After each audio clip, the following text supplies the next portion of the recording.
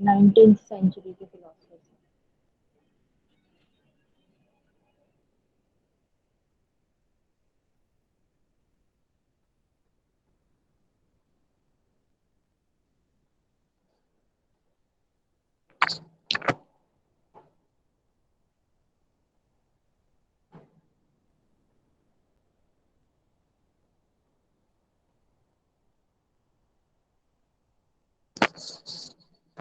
तो जिस टाइम का फिलोसफर था ना ये टॉल्स्टॉय, जैसे कि हमने पहले भी कांट, हेगेल ये सब कुछ किए हैं, तो उनकी फिलॉसफी पे उन्होंने जो अपनी एस्थेटिक की थ्योरी दी उसके ऊपर उस टाइम के आर्ट्स का बहुत ज्यादा इफेक्ट था। जैसा कि उस टाइम कला के अंदर जो जो प्रवृत्तियां चल रही थी ना, जैसे आर्ट की एक टेंडेंसी होती है, जैसे आजकल के आर्ट की टेंडेंसी कुछ भी बोल सकते हैं, मॉडर्न आर्ट की तरह है, जैसे एब्स्ट्रैक्ट आर्ट।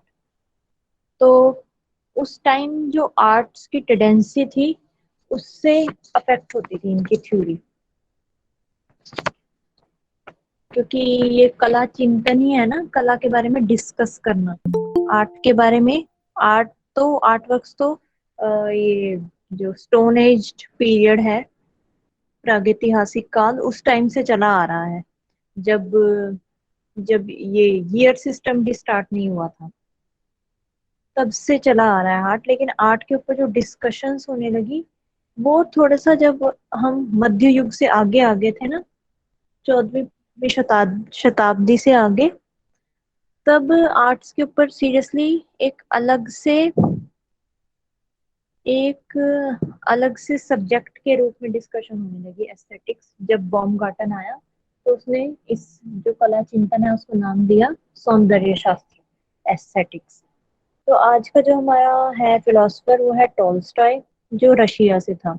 अब उस टाइम के वो जो प्रवृत्तियां चल रही थी कला की, जर्मनी में रैशनलिज्म चल रहा था, जैसे हमने पहले डिस्कस किया था, बुद्धिवादी, जो रेशनल को मानते हैं, कारण को, किसी भी चीज के पीछे रीजन को मानते हैं।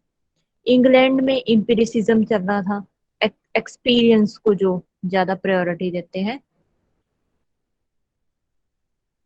अनुभववाद।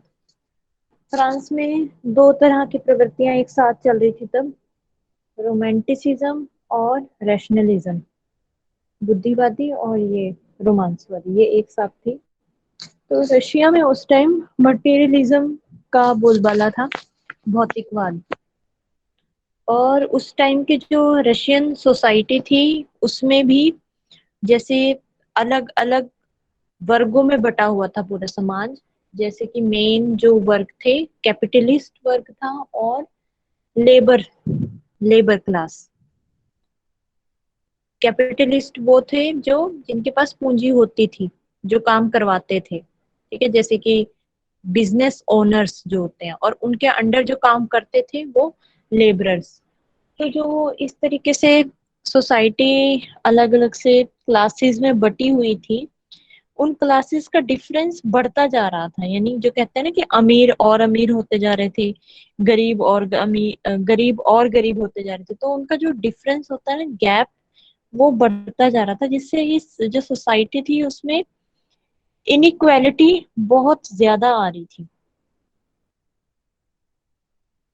जो कैपिटलिस्ट वर्ग था, पूंजीवादी वर्ग, वो इनका श्रमिक वर्ग का बहुत शोषण करते थे, ठीक है, हरासमेंट बहुत ज्यादा थी। तो उस वक्त की सोसाइटी के अकॉर्डिंग आर्ट की कंट्रीब्यूशन की जरूरत थी।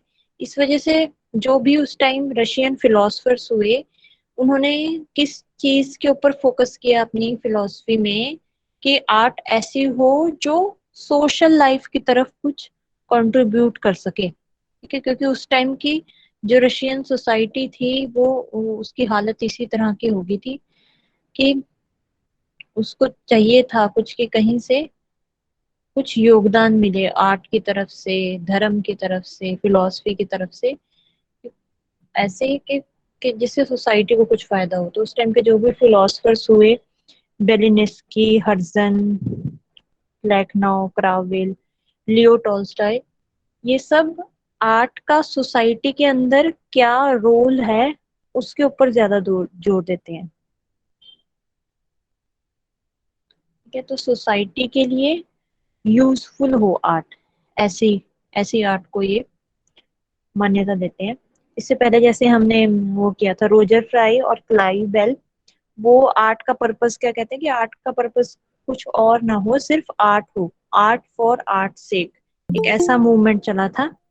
तो ये उसका एक तरीके से विरोधी है। जो बात रोजर फ्राई और क्लाइव बेल बोलते हैं, टॉल्स्टॉय उसकी उल्टी बात बोलता है कि अ, जो ऐसी आर्ट है कि अ, हम सिर्फ आर्ट को आर्ट के लिए कर रहे हैं, ऐसी आर्ट एक डिकेडेंट आर्ट है। डिकेडेंट आर्ट मीन्स कि जो कला पतन की ओर है, तो ऐसी कला इनकरेज करने वाली नहीं है। इसका उसने खंडन किया, ऐसी कला का।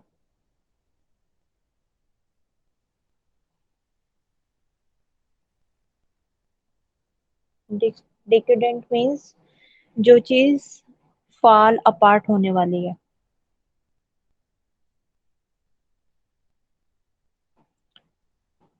तो उस टाइम की सोसाइटी भी ऐसी थी कि अम, वो भी एक डीके की तरफ ही थी। ठीक है, खत्म होने के कगार पे ही थी उस टाइम की सोसाइटी। उसको खत्म, एक जो कहते हैं खाई में गिरने से बचाने के लिए टॉल्स्टॉय ने कहा कि आर्ट ऐसी होनी चाहिए कि जो व्यूअर की संवेदनाओं को अफेक्ट कर सके, हाईली